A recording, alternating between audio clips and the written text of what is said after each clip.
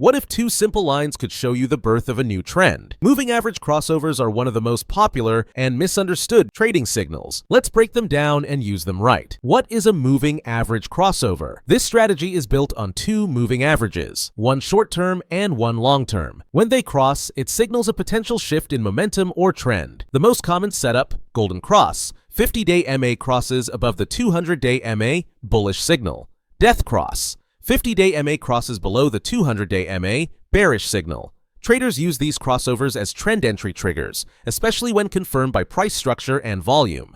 Why it works: markets trend, and moving averages are lagging indicators, which means they filter out noise and follow price. When a shorter average crosses a longer one, it suggests that recent momentum is outpacing the long-term average. That crossover often aligns with trend continuation or reversal. It doesn't predict the future, but it confirms that momentum has changed. Indicators and setup. Core tools: 50-period and 200-period simple moving averages, SMA, or 9 EMA and 21 EMA for shorter timeframes. Scalping, day trading. Chart timeframes. Works on daily, 4H and 1H best. Look for price above both MAs in an uptrend. Clean crossover with price confirming, e.g. breaking resistance.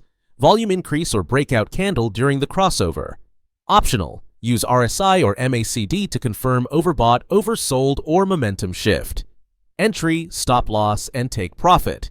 Entry: enter after the crossover is confirmed with a full candle close. Avoid front-running the crossover. Let it complete. Best entries often come on a pullback after the cross.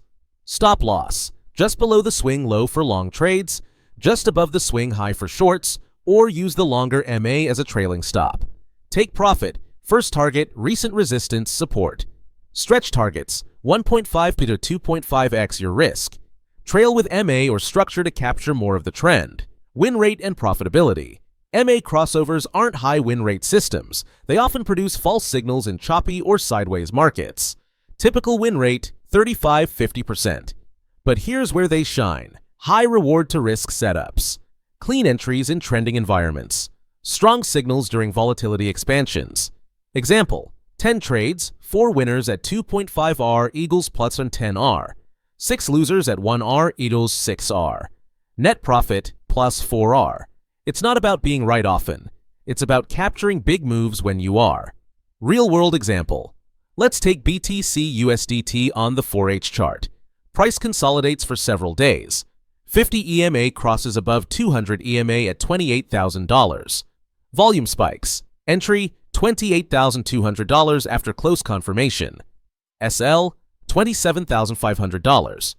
TP1: $29,100.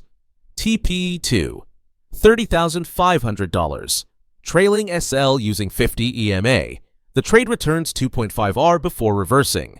Even if 3 trades before it failed, this one makes back all losses and more. Mistakes and risks. Here's where traders go wrong with MA crossovers.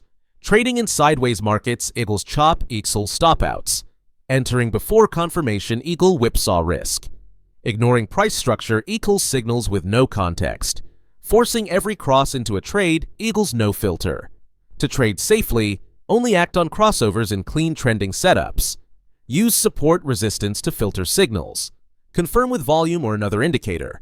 Don't trade every cross. Trade only the best ones. Safe trading practices. Always trade with the broader trend. Don't fight it. Use higher time frames to confirm direction. Risk only 1 to 2% per trade. Use alerts for crossovers so you avoid staring at charts. Combine with RSI MACD for additional signal strength. Discipline matters more than signal frequency. MA crossovers can feel slow, but that's their power. They filter out the noise.